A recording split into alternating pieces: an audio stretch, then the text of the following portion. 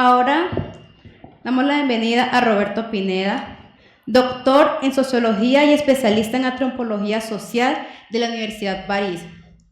Es magíster en Historia y antropólogo de la Universidad de los Andes. Ha dedicado su carrera profesional a estudiar la historia de la Amazonía y la etnología de los indígenas de las regiones de Caquetá y Putumayo en el suroccidente de Colombia. Es profesor asociado del Departamento de Antropología de la Universidad Nacional, miembro del número de la Academia Colombiana de Historia y miembro de la Academia de Historia Española. Publicó Holocausto en el Amazonas, una historia social de la Casa Arana en el 2000 y Los huérfanos de la vorágine en el 2014. Es estudioso de las comunidades indígenas y de la historia de la Amazonía. Yo quisiera hacer un esquema, un esbozo que tiene las dificultades de ser un esquema y un esbozo, es decir, que muchas veces no tiene en cuenta los matices, ¿no? Y la diversidad de aspectos que pueden mirar, y yo voy a hablar un poco a partir de otro grupo, aunque no exclusivamente, que son los sandoques o la gente lacha. Pero yo no quisiera decir que voy a hablar de los sandoques, sino hablo básicamente a partir de conversaciones que tuvo en el Mambeadero con fulanito, con sutanito y particularmente con Giñeco y otras personas que en ese momento están y que hemos seguido trabajando con ellos a lo largo del tiempo de diferente forma. Su hijo hoy es el cacique de los sandoques y por lo tanto seguimos teniendo comunicación y muchos de estos aspectos los hemos hecho en colaboración con mi profesor y amigo John Landaburu, lingüista que acaba de sacar un gran diccionario sobre los andoques después de 50 años de trabajo sobre la lengua andoque. Leyendo a la vorágine, y voy a hacer una, hubiera sido, yo digo, hombre, si hubiera sido muy interesante poder estar en las canoas que recorrió José Eustacio Rivera, el Alto Orinoco, el Canal del Caciquiare, el Río Negro, porque quizá estamos en unas condiciones muy diferentes hoy en día de lo que él pudo estar, ¿no? En primer lugar, las enfermedades, en segundo lugar, los raudales, ¿no? En tercer lugar, los riesgos de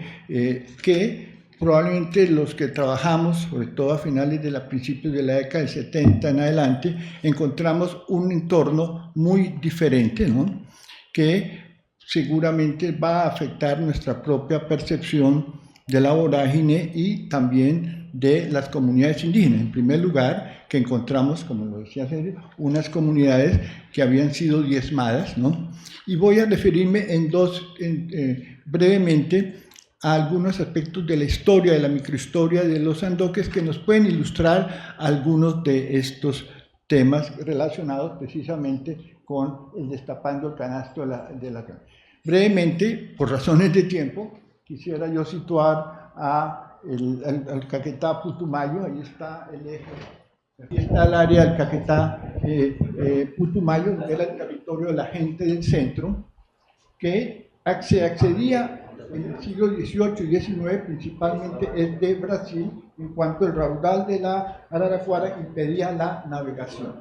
Pero efectivamente en esto lo que quiero señalar es que tenemos dos centros muy importantes, que son Iquitos y Manaos, que van a ser las mayores referentes. Está también Belén do Pará, en la desembocadura del río Amazonas, de la industria extractiva del caucho, y en particular Iquitos, en el Alto Amazonas, en donde va a ser la sede de la Peruvian Amazon Company. Si quieres pasamos brevemente a lo siguiente. Bueno, aquí está el interflujo del Caquetá Putumayo, sigamos, aquí está el mapa de la región de la Casa Arana, sigamos. Bueno, esto es un mapa de la distribución del río hecho por Tomás Wiffen, el primer explorador que estuvo en 1908-9 en el Amazonas. Sigamos, aquí está una foto tomada de Wiffen, hay dificultades de la autoría porque en esa época no es que fuera plagio, sino que en esa época las fotos funcionaban con otra dinámica, se intercambiaban, etcétera, en donde nos muestra una gran maloca huitoto, o digamos, está la maloca del capitán Giñeco, están los manguarés, los dos grandes tambores de la maloca del capitán Giñeco, sigamos, están en un baile contemporáneo que nosotros participamos, que es el baile de Tusí. El Tusí es una gran, es un instrumento, es un palo, un tronco que se golpea contra el suelo, que es común también a los sandoques, a los huitotos y otros grupos. Ellos lo denominan en este caso Tusí, que quiere decir en andoque palo multiplicador. Es la boa del arco iris, por otro lado, y a las mujeres generalmente bailan, ya que él es un baile huitoto ya tomado de principios de siglo y reproducido por Huifen y otros autores, digamos. Bueno, aquí está el mambe, la preparación del mambe. La maloca tiene un lugar especial. Todas estas malocas tienen un lugar especial en donde se consume el mambe, que es la coca cernida, mezclada con tostada, cernida, mezclada con el yarupa, y que, aunque esta es una foto de Fernando Urbina en otras partes, pues es la que se mambea hoy en día por los hombres, ¿no? Cuyo efecto, junto con el tabaco, que representan dos factores muy importantes en la vida ceremonial y en la vida social en general. Sigamos. Esta es una danta, de la cual voy a hablar después, porque con el respeto a lo expresado por el profesor Celis, no creo que la visión de ellos, por Landoque estoy diciendo, sea del bosque idílico. El bosque es un lugar peligroso, ¿no? Los animales no son gente. En Jauja, en Andoque, tienen otra categoría, se le llama insú, se le llama cacería, lo mismo que los minoanes, y entonces la relación con los seres del bosque es una relación compleja, es una relación de rivalidad, también de reciprocidad, etcétera, pero veremos muy brevemente cómo el bosque, que está lleno de seres y de personajes, por ejemplo, para el caso Andoque, un personaje muy importante que es dueño de un lugar que se llama Cajay Jade. Landaburo lo tradujo Cajay. Cajay es una especie de ilusión, Jade es el huevo, el principio, es el dueño de los animales, de los insú, porque hay diferentes categorías de animales, y no es que sea una palomita de Dios, ¿no? Es un ser peligroso, que hay que manejarlo, etc. Como en general, también las otras sociedades no había relaciones complicadas que hoy en día probablemente han cambiado. Sigamos.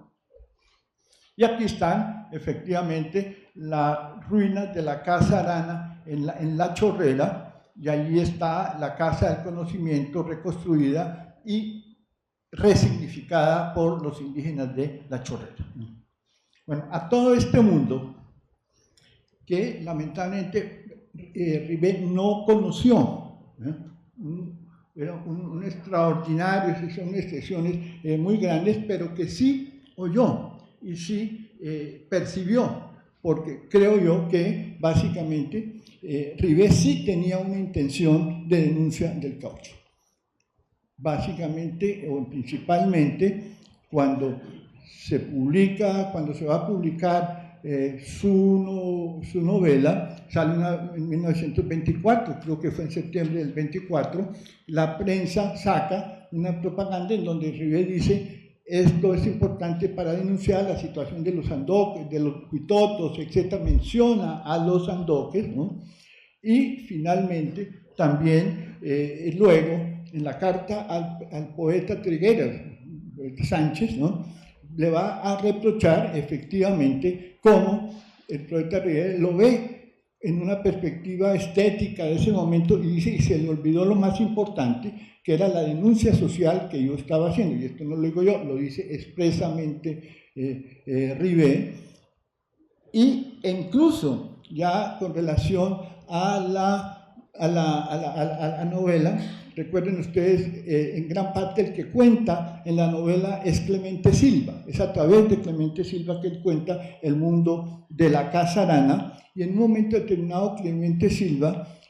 dice, conocí a Robuchon, que nos mostraba, que es el francés que va en 1903, muy tempranamente, a la zona, que nos describe situaciones de canibalismo, etcétera, que también existían, no era simplemente, bueno, se puede discutir la significación, etcétera, pero lo importante, él dice, palabras tal, a mí me conoció un monsieur, dice él, que era Eugène Robuchon, que fue bueno conmigo, fue mi primer protector y empezó a fotografiarme en un momento determinado, eso está textualmente allí en la novela, y me levantó la camisa y empezó a tomar con la Kodak fotografía. Y dice, entonces dice, y Robuchon fotografió la sangre y el látex que nos expoliaba, estas son palabras mismas, un mismo amo, es decir, vinculando, y eso creo que es muy importante en la vorágine, efectivamente la explotación, no solamente a los caucheros, sino que está en la explotación y el llanto de los árboles, etcétera, que no creo que sean simplemente y francamente unas visiones completamente, sí, en el contexto actual sí, que nadie había, Robuchon el primero que va en 1907 y en 1903 y después Wipfen, a entrar un poco en el Irtenland, y era una de las zonas más desconocidas, a diferencia un poco del Baupé. Pero lo que trato de decir en este caso es que sea una conexión directa, va, ustedes lo saben, luego a Estados Unidos, y escriben en el 1928 tal vez, a Henry Ford, que era el gran magnate, que tenía una gran plantación en el Amazonas, que fracasa por la pululación de los hongos concentrados, y le dice, en esta región hay unos indios, no sé si voy a utilizar la palabra indio, pero indio no necesariamente tiene que tener una connotación negativa, ¿no? O que serían buenos trabajadores, claro, él no está en la revolución, no está, pero sí le da una posibilidad eran simplemente unos salvajes, hombres de pasión, como los definirían Aristóteles, o unos bárbaros, sino que tenían ya una racionalidad, y no voy a entrar en esa discusión, lamentablemente Rivet muere en el 28, y uno se pregunta qué hubiera sido si Rivet no se hubiera muerto. Y aquí voy a hacer más brevemente lo que pensaba, porque me parece esta vinculación. Y él va a hablar, son unos esclavos, y la utilización de los esclavos no es una palabra ni mucho menos ingenua, es una palabra fuerte, porque efectivamente estuvieron en un estado de esclavitud por la Casa Arana, y con eso voy a terminar, que se estima que murieron en unas pocas décadas, en unos pocos lustros, gran parte de la población indígena, y que, aunque el Parlamento británico la liquida en 1913 en una discusión muy interesante desde todo el punto de vista jurídico, antropológico, etcétera, en Londres, sin embargo la Casa Arana sigue perviviendo. En el 2022, en el 1922, se le titula a Arana el Gran Predio Putumayo, y a finales del siglo del XX, cuando se firma el Tratado Salomón-Lozano, todos los indígenas de la región, o la mayoría por lo menos, que no pueden escapar, son deportadas en una de las diásporas, una especie de solución final. Ya Arana tenía la posibilidad de ser indemnizado, y en segundo lugar, pero lo más importante para él era la fuerza de trabajo indígena. Por eso digo que hubiera sido si Rivera hubiera estado ahí, porque probablemente esas denuncias, que cuando él regresa de la Comisión de Límites, va del 22 al 24, y regresa a Bogotá, empieza a escribir una serie de cartas. Cuando está en Manaos le escribe también al cónsul, escribe al Ministerio de Relación, y él se da cuenta, ya para terminar, que esto no interesaba, pero no quiero diabolizar a los que no les interesaba, sino que también era bastante difícil escapar a este manto de imágenes, etcétera, de selva virgen que no había creado Rivera, que venía así efectivamente con una tradición casi que nos remonta a la Edad Media, y que era un poco las lentes con las cuales mucha gente veía. Entonces creo que hay un primer mérito, es decir, a pesar del lenguaje, empieza a verse ciertas cosas, que es algo lo que conocemos, obviamente, los antropólogos. Las traducciones siempre son muchas veces mediatizadas, y habrá que esperar, como dicen, a lingüistas, etcétera, y a antropólogos que van a que empecemos a percibir los diferentes sentidos de estas lenguas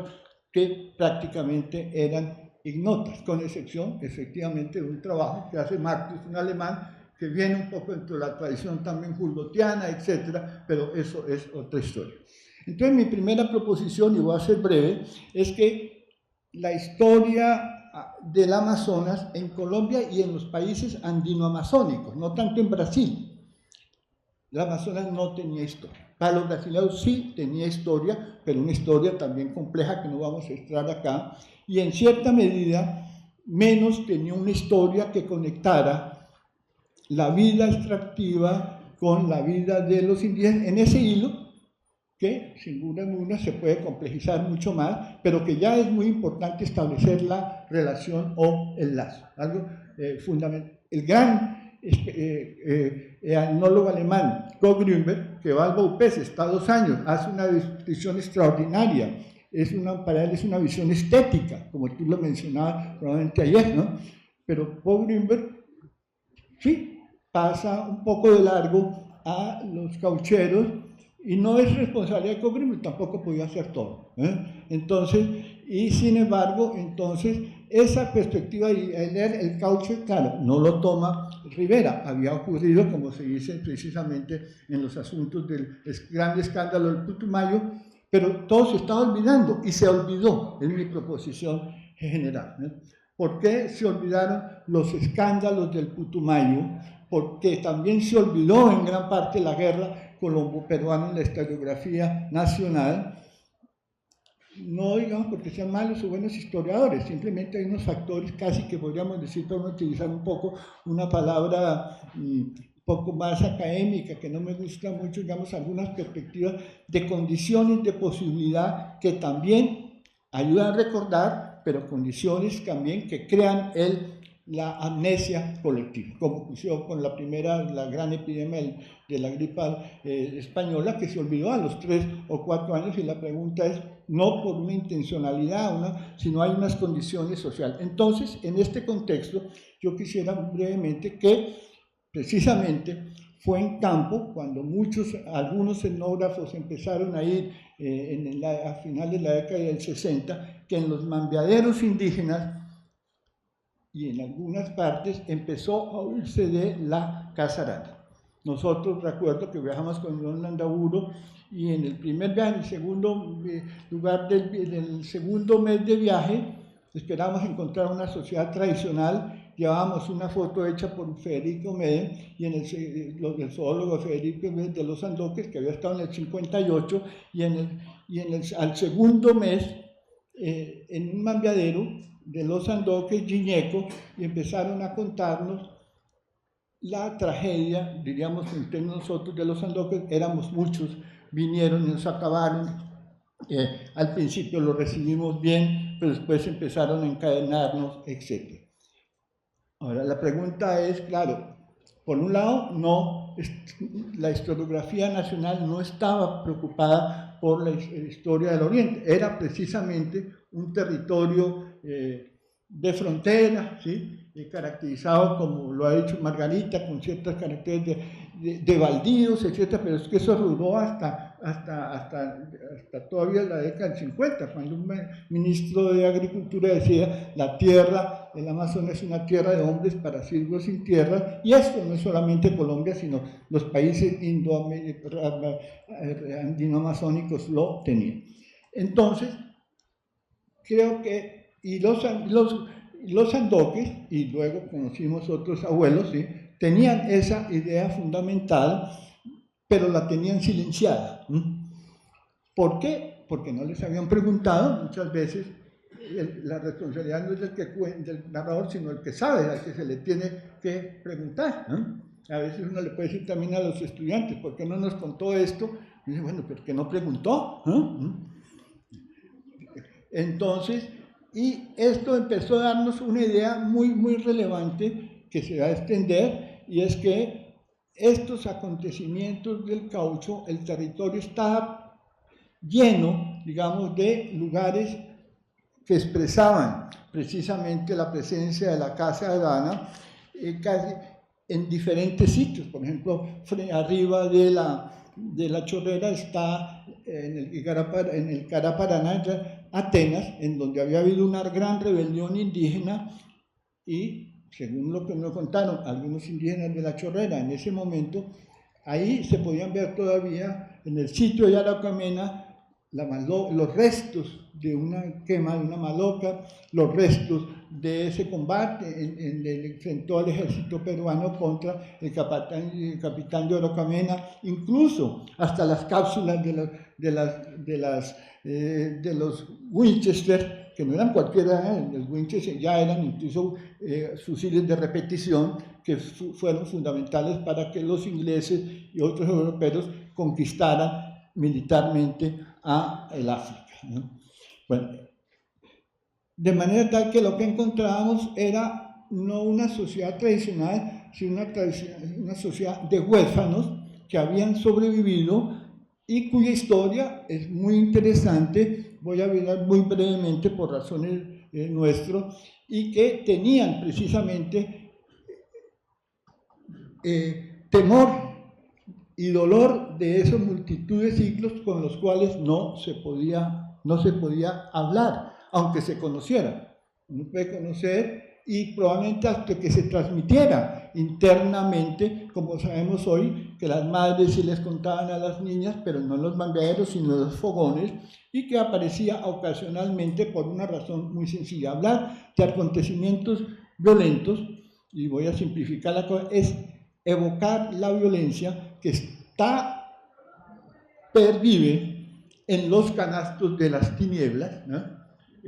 O en los canastos de la tristeza, ¿no? Y abrir todo lo que existe no desaparece, ¿no? Todo lo que existe está en esos canastos, que en cierta medida incluso las posturas del mambeadero, como ustedes lo vieron, si volvemos brevemente a los del mambeadero, si es posible, el hombre está en cuclillas, ¿no?, sentado como la fusión de cuerpo-canasto, y la conversación de un mambeadero es la interacción entre, son metáforas, probablemente hay otras metáforas, ¿no? Es la conversación entre que está todo en posición de cuerpo-canasto, y va circulando la palabra coca, la palabra tabaco, que tiene como objeto endulzar y enfriar el mundo, dos categorías muy relevantes. Y se inicia entonces un proceso de reconstrucción de los sobrevivientes. Liñeco lo hace, no voy a entrar en los detalles. Liñeco, su padre lo deportan, es un joven que queda en el aire, logra escapar por diversas razones, es por el río Caquetá, en la zona del río Mediterráneo, encuentra un refugio de los caucheros colombianos, que tampoco eran unos angelitos, pero que ya no eran tan, eran menos angelitos los otros, ¿no? Y básicamente ahí él toma a partir de un anciano andoque, toma probablemente yagé o alguna sustancia, y en esa experiencia que él ve, se siente en el universo sentado en un vaquito. Eso se lo contó personalmente Liñeco a mi profesor, incluso tenemos algunos textos en andoque, y en ese está en la mitad del universo sentado en un vaquito. El banquito se cimbroneaba de uno a otro lado, como si lo quisiese a él votar. El banco es el fenómeno sinónimo de sabiduría, de estabilidad, etc. Y de pronto él empieza a ver a su papá, le aparece primero una boa, le aparece después un jaguar, le aparece después un águila, y al final le aparece su papá, el gran capitán Doñecoy, en el cual le dice, tiene que volver a reconstruir la gente. Entonces empieza un esfuerzo muy grande, y con eso voy a empezar ya a aterrizar. Él lo hace y regresan a su territorio tradicional, y lo primero que se le ocurre a Ñeñeco es hacer un baile de máscaras, porque ese territorio tenía muchos animales y había que tener el reconocimiento de esos animales. Hacen un primer baile de chontaduro, y ese baile de chontaduro fracasa, porque en la maloca que se estaba haciendo empiezan a oírse ruidos de jaguar, empiezan a oírse sonidos extraños, etcétera, producido por esa no relación con los animales. Porque la selva, por lo menos la perspectiva de Andoques, muchos de los árboles que se llaman caondes son boas, ¿no? La selva tiene diferentes personajes, fuera de Cajojaya, tiene otros personajes, el dueño de las serpientes, etcétera, que son también los dueños a veces de las enfermedades, o de la maldición, o que pueden ser utilizados para la brujería, que es muy difícil de seguir, pero que esos canales de las tinieblas también contienen esas enseñanzas o esos espectáculos, y en la vida real se aplica, porque en la vida real son hombres y mujeres también que tienen diferentes sentidos, pasiones, celos, etc.